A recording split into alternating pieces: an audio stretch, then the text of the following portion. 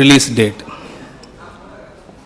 So we will go with the presentation. நான் வந்து ஒரு presentation வாயிலாக உங்களுக்கு எல்லாரையும் எக்ஸ்பிளைன் பண்ணணும் ஆசைப்படுறோம். ஸோ ஒரு ஸ்லைடும் இங்கே ப்ளே பண்ணுவாங்க. அதோட ஒரு ப்ரீஃப் நான் இங்கே ஒரு ஸ்லைடு பற்றி நான் கண்டினியூ பண்ணுவேன்.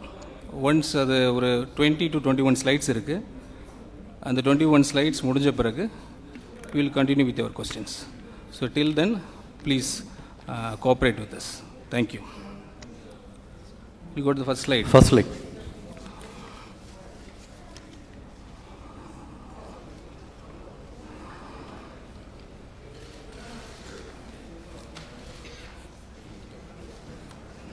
Okay. தமிழில் இருக்கிற இங்கிலீஷில் இருக்கிற. So why this white paper? இன்று தமிழ்நாட்டின் மாநிலத்தின் கணக்கு புத்தகத்தை உங்கள் முன் திறந்து வைக்கிறேன். இது முழுமையான வெளிப்படைத்தன்மையுடன் ஆதாரங்களின் அடிப்படையிலும் உருவாக்கப்பட்ட ஒரு பகுப்பாய்வு கட்டமைப்பாகும். இங்கு இடம்பெறும் ஒவ்வொரு எண்ணிக்கையும் சரிபார்க்கப்பட்ட போது ஆவணங்களிலிருந்து எடுக்கப்பட்டுள்ளது. மாநில அரசின் பட்ஜெட் ஆவணங்கள், ரிசர்வ் பேங்க் ஆஃப் இந்தியா மற்றும் சிஏஜி சான்றெழுத்து தணிக்கை தரவுகள். இங்கு இடம்பெற்றுள்ள தகவலில் எந்த அரசியல் கட்சி வேறும் கருத்து என மறுக்க முடியாது. இவை அனைத்தும் மாநில அரசின் சொந்தமாக தணிக்கை செய்யப்பட்ட அதிகாரப்பூர்வ பதிவுகள். ஏன் இந்த 5 ஆண்டு காலப்பகுதி மட்டும்? அதைவிட நீண்ட காலத்தை அல்ல. கொரோனா போர் தொற்றுக்கு பிறகு இந்தியாவின் அனைத்து மாநிலங்களுக்கும் ஒரு தொடக்க நிலையிலிருந்து பயணத்தை தொடங்கின. ஒரே மாதிரியான வெளிப்புற அதிர்வுகளை எதிர்கொண்டன.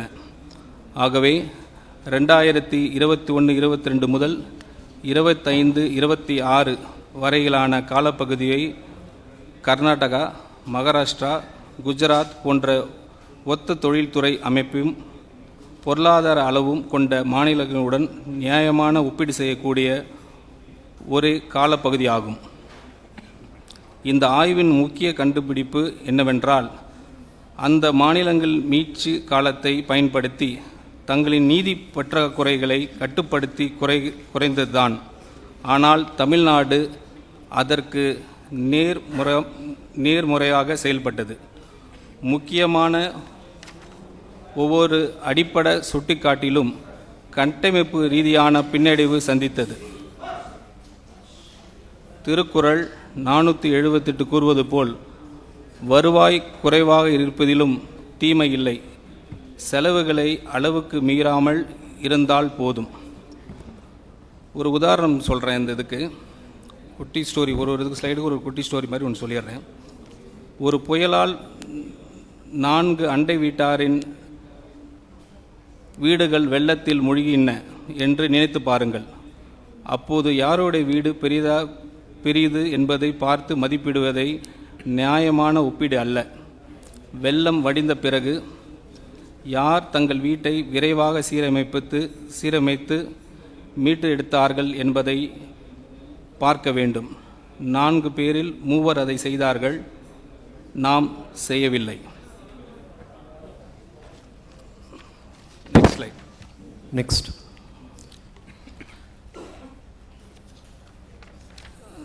This slide is about 5-year physical snapshot from 2021, 22 to 25 to 26 pre-account. இந்த ஒரே அட்டைவணை முழு கதையும் ஒரே பார்வையிலே சொல்லிவிடுகிறது. ஒவ்வொரு வரியும் இந்த காலப்பகுதியின் தொடக்கத்திலிருந்து இறுதி வரை படித்து பாருங்கள். வருவாய் பற்றாக்குறை ரூபாய் 78,324 கோடியாக உயர்ந்துள்ளது. இதுவரை இல்லாத அதிகபட்சம். சொந்த வரி வசூல் முயற்சி 5.45% குறைந்துள்ளது. இதுவரை இல்லாத குறைந்தபட்சம். மூலதன செலவு 1.44% குறைந்துள்ளது. இது ஒப்பிடும்போது மாநிலங்களில் மிக குறைவு. கட்டாய செலவுகள் 64.4 உயர்ந்துள்ளன. இது ஒப்பிடும் மாநிலங்களில் மிகவும் அதிகம். கடன் 28.3% அளவிலேயே நிலைத்துள்ளது.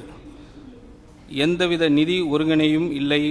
மேலும் FRBM சட்டத்தின் 3% பற்றாக்குறை வரம்பு ஒவ்வொரு ஆண்டும் மீறப்பட்டுள்ளது. ஒரு உதாரணம், 5 ஆண்டுகளாக ஒருவரின் ஆண்டு உடலை அறிக்கையில் இரத்த அழுத்தம், இரத்த சர்க்கரை, உடல் எடை மற்றும் கொலஸ்ட்ரால் ஆகிய அனைத்தும் தொடர்ந்து மோசமடைந்து கொண்டே இருந்தால் ஒரு அளவில் மட்டுமே கவலைக்குரியதாக ஆகலாம். ஆனால் அனைத்தும் ஒரே நேரத்தில் தவறான திசையில் நகர்ந்தால் அது வெறும் கவலை அல்ல, அது ஒரு தெளிவான நோய் அறிதல். Next slide.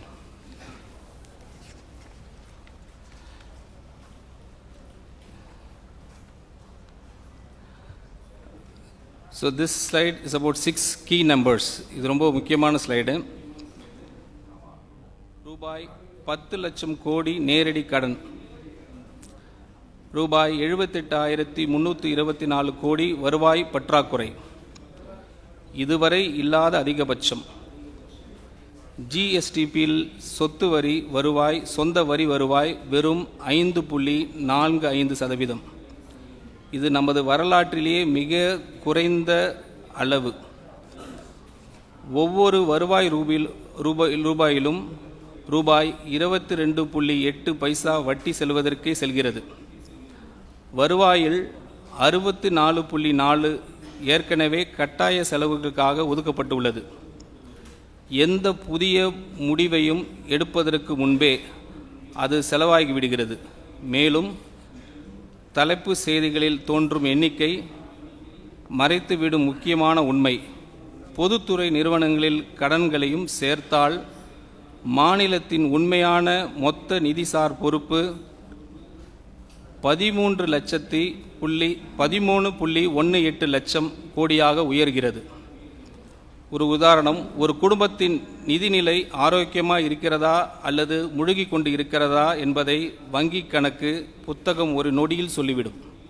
பிளே ஸ்டோர் மற்றும் ஆப் ஸ்டோரில் இருந்து பாலிமர் செயலியை QR கோடு மூலம் பதிவிறக்கம் செய்யுங்கள்.